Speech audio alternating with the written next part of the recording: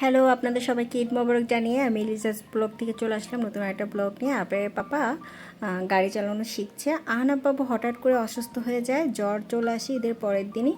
তো তারপরের থেকে আর আমরা কোথাও ঘুরতে যেতে পারিনি, বাসায় ছিলাম, বাবু টেক কেয়ার করছিলাম।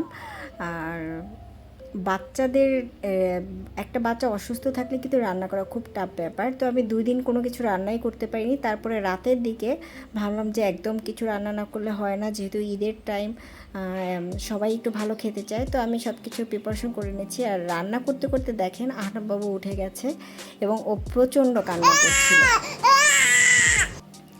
তো আপনারা দেখলেন আহনাব বাবুকে আবার শান্ত করে ঘুম পড়িয়ে আবার কিন্তু রান্না করতে চলে এসেছে।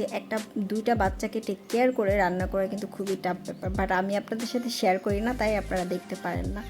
তো যাই হোক, এভাবেই আসলে রান্না করতে হয়। একটা রান্না শেষ করতে অনেক সময় লেগে যায় আমার, দেখা গেলো যে সারা দিনও চলে যায় কয়েক রকমের রান্না যখন করি। আপনাদের ভিডিওতে তো এডিট করে দেখায়, কিন্তু বাস্তবে কিন্তু একবার অফ করছি চুলা, একবার ওদিকে যাচ্ছে, একবার আবরার ডাকছে, আবরারকে আবার খাওয়াতে হচ্ছে। আমার লাইফটা মনে হয় যুদ্ধ করি আসলে। যারা ব্লগ করে, আমি নিজে যখন ব্লগ করলাম তখন আমি বুঝতে পারলাম যে আসলেই অনেক কষ্ট, ইজি না আসলে। এইটা আমার একটা ভালোবাসার মতো মনে করেন। আমি যেহেতু বাসা থেকে বের হতে পারছি না, বাচ্চাদের টেক কেয়ার করতে করতে কখনো কোথাও একটা মনে হয় যে নিজের জন্য কোনো কিছুই করতে পারছি না বা খুব বোরিং লাগে, তখন এই যে রান্না করি বা ভিডিওগুলো করছি, এই যে এডিট করে ছাড়ছি, এগুলোতে না একটা শান্তি খুঁজে পাই। আর নিজের মনকে শান্তি করার জন্যই আসলে এই ব্লগিংটা করা। তো আমি আসলে রান্নার কোনো কিছু আপনাদের সাথে শেয়ার করলাম না, কিছু মনের কথা শেয়ার করে ফেললাম।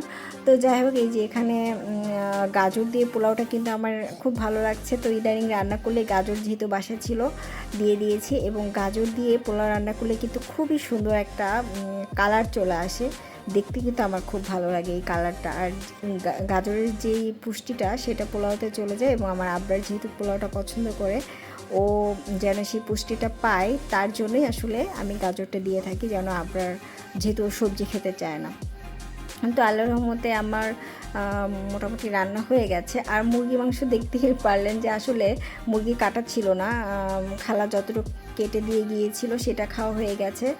আর খালা তো ছুটিতে গিয়েছে, তারপরে আমার একটা পরিচিত আরেকটা খালা ছিল, সে আগে আমার বাসায় কাজ করতো, সেই খালাকে বলেছি, তো সেই খালা আসলে হয়তো বা আমার কষ্টটা একটু কম হবে। তো এই যে আমার রান্না হয়ে গেছে, একদম ধোয়া ওঠা রান্না, আমি গরম গরম সেটাই আমি আপনাদের সাথে শেয়ার করলাম। আর 3টা চিংড়ি মাছ ছিল, মাছগুলো কিন্তু খুব বেশ বড় ছিল। তো এই তো আবরারের পাপা কিন্তু গাড়ি চালানো শিখছে। এই রান্নাটা করেছি মনে হয় 12টা বেজে যায় আমার সব কিছু করতে করতে। আর রাতের দিকে রান্না করলে আপাতত আমার জন্য ভালো হয়, কারণ বাচ্চাদের টেক কেয়ার করতে হয় সারাটা দিন। তো এই তো আমি আপনাদের সাথে আমার লাইফের ছোট্ট কিছু মানে মুহূর্ত শেয়ার করলাম। আসলে লাইফটা এখন যুদ্ধের মতো হয়ে গেছে।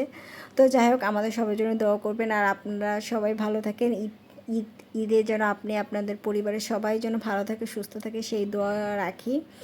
আর যদি আমাকে ভালো লেগে থাকে, আমার এই চ্যানেলটিকে সাবস্ক্রাইব করে রাখবেন নতুন নতুন ভিডিও পাওয়ার জন্য। যদি কোনো ভুল করে থাকি সেটা অবশ্যই ক্ষমা দৃষ্টিতে দেখবেন, কারণ আসলে আমি এই যে ব্লগিংটা করি, এটা আসলে নিজের মনকে শান্তি দেওয়ার জন্য। কারণ সবসময় না রান্না বান্না করে বাচ্চা টেক কেয়ার করে নিজে কোথায় যেন একটা হারিয়ে যাই। যাই হোক, আপনারা সবাই ভালো থাকবেন। আল্লাহ হাফেজ।